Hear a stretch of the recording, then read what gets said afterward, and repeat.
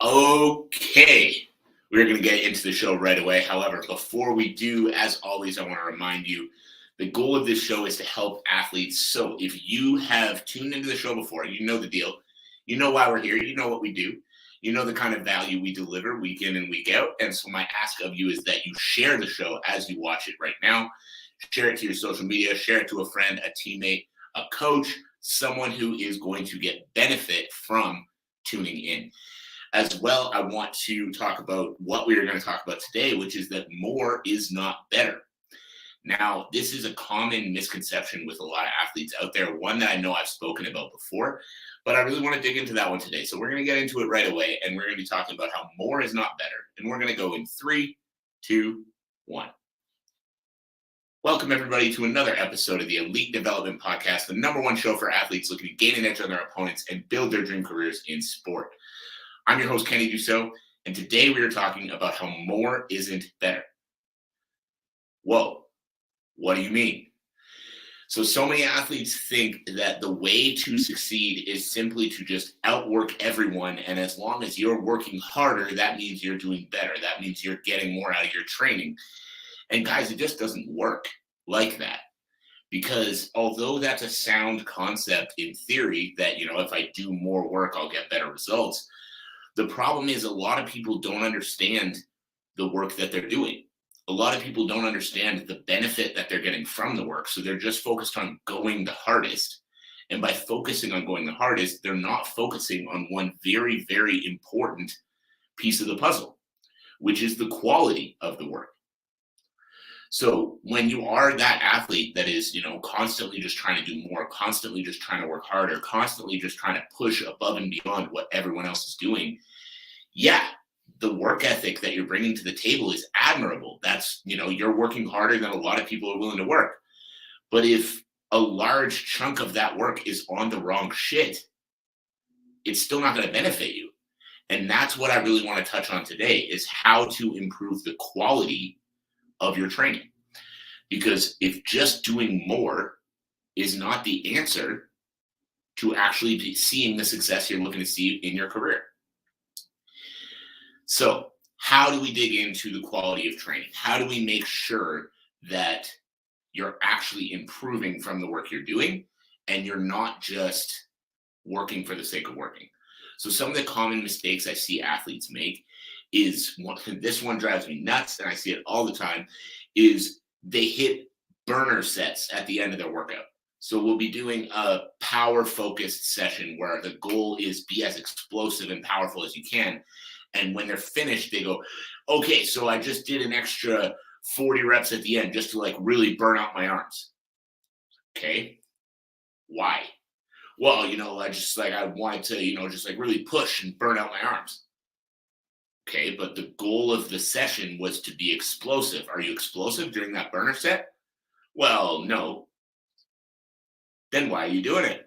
And this is one of the most common mistakes I see athletes make because, again, their goal is to just push harder than everybody. So they're like, well, if this is the workout, then I got to do all of this extra.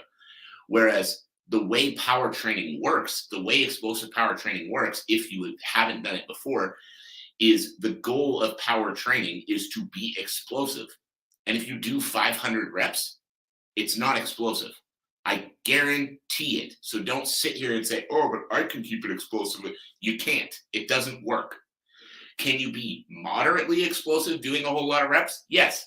But if the goal of the session or the goal of the program is to improve your power output, you're not going to get more benefit by doing more shittier reps. You're going to get more benefit by doing less reps, but making them fucking explosive. So this is one of the most common mistakes I see athletes make when it comes to that work harder than everyone mentality. They screw up their session by doing extra reps, thinking that the more work I do, the better result I'm going to get. But if you're trying to get more explosive, you don't get more explosive by doing more reps. You get more explosive by doing more explosive reps. So that's one thing I really wanted to touch on there. Another piece when it comes to, quality of training is something that blows me away that I see athletes do all the time is they do burners and stuff when they're finished sparring. So they'll do all their sparring for the day. They'll do, their 8, 10, 12 rounds, whatever it is they're doing. And then after, they have this brilliant idea that, hey, I haven't done enough. So I'm going to go beat myself into the ground again after 10 hard rounds of sparring. And they go and they do like a whole other workout immediately that's designed to just beat them down into the ground. So let's break down what you're doing here. You're doing sport-specific training. I was going to say fight and sport, and it came out fort. You're doing sport-specific training. Almost did it again. And then after you do some hard sport-specific training, your thought is, I need to work harder. Again, why? Now, it's very different to go do an actual properly structured session after sparring. That I have some athletes do, and I highly recommend. You want hard stuff on your hard days. However, to just go do a burner workout because you feel like you want to do a burner workout, you got to ask yourself, are you actually benefiting this, or are you just screwing up your recovery? Are you actually benefiting from this or just screwing up your recovery? And most of the time, guys, I'm going to tell you, you're just screwing up your recovery, because one main factor that so many of you overlook when you are looking at how you're training is that your goal is not to be the guy who can go the longest or the girl who can go the longest. You're not trying to just be able to fight for longer than anyone. Your goal is to be able to fight for the duration of the competition at a high pace. That's it. So if you're doing 10 rounds of sparring, you don't need another hour and a half burner conditioning workout on that day. You need to eat something, you need to rest a little bit, and then you need to go lift some weights, do a little bit of conditioning on top of that. But to do these brutal conditioning sessions on the same day that you're already doing a brutal workout, guys, you're just putting your recovery into the toilet and then expecting that you're going to be able to train the next day off of no fucking gas. It doesn't make any sense.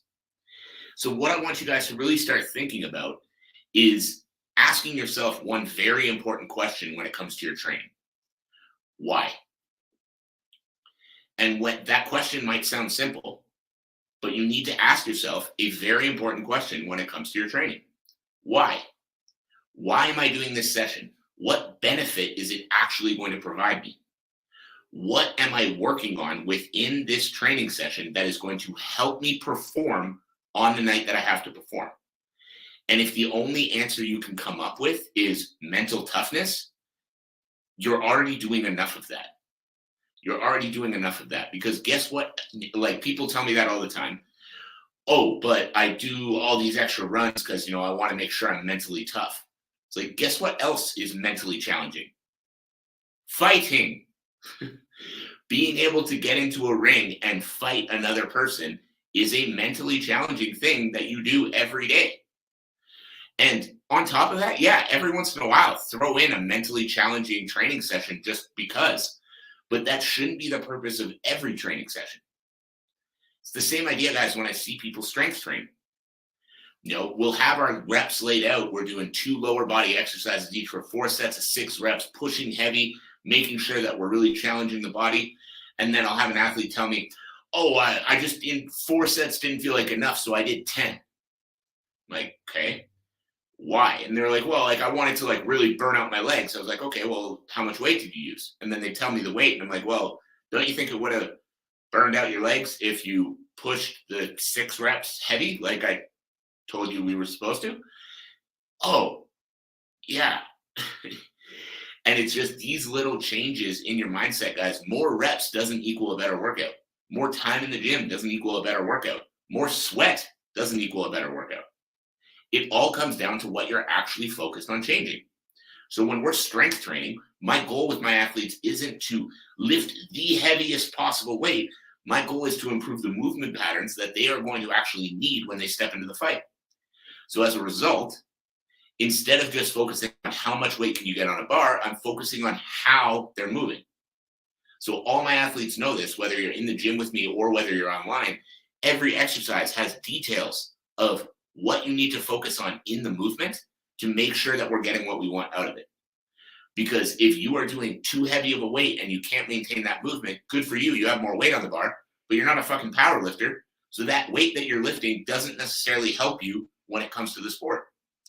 But if you think about how you're moving it, you think about being explosive, you think about properly engaging through your hips and hamstrings in a squat.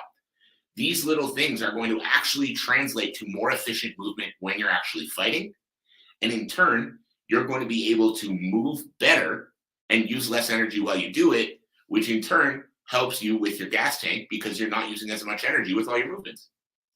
So a little simple reframe like that, instead of thinking about how much weight on the bar, think about how you move. This is why. So coming back to that question that I told you to ask yourself about your training, why am I doing this? What is this helping me with? What benefit am I going to see from doing this session that is going to benefit me when I actually come back to the sport? And if you don't have a good answer for that, take it out. If you don't have a good answer for that, take it out. Because everything you do while you prepare for a fight should have a firm benefit to what you're going to be able to do while you fight. Why? Because fighting is hard. Training for fighting is hard. Every piece of what you're doing is hard. But instead of realizing that and saying we need to maximize our time, you're just focused on being in the gym for longer than anybody else, and that's not helping you. But if you could take that focus of be in the gym the most and switch it to get the most out of the time I'm in the gym, you'd be in and out faster with better results coming back to more success in the sport. So start asking yourself why and start putting together actual answers behind why you're doing the things you're doing and start seeing incredible differences to your future in the sport. So that is it. That is all. I appreciate you. I hope you got something from this. If you did get some value, I would love to know what it was. Make sure you follow me on all social media platforms. Make sure that you are subscribing to the YouTube channel, you're subscribing to the podcast, and then send me a message and let me know what you took away from the show today. Finally, the last piece, as always, my ask of you is that you share the show with a friend, with a coach, with a teammate, to your social media, to anyone that is going to need to hear this message. My goal is to impact as many athletes as I can with this show. And it's a small show, so the better and better we get this shared to more and more people, the more people are going to see it, the more people are going to get impacted by it, the closer we all move towards our collective goals. So thank you. I appreciate you. I hope you have a great rest of your day. We'll talk again soon.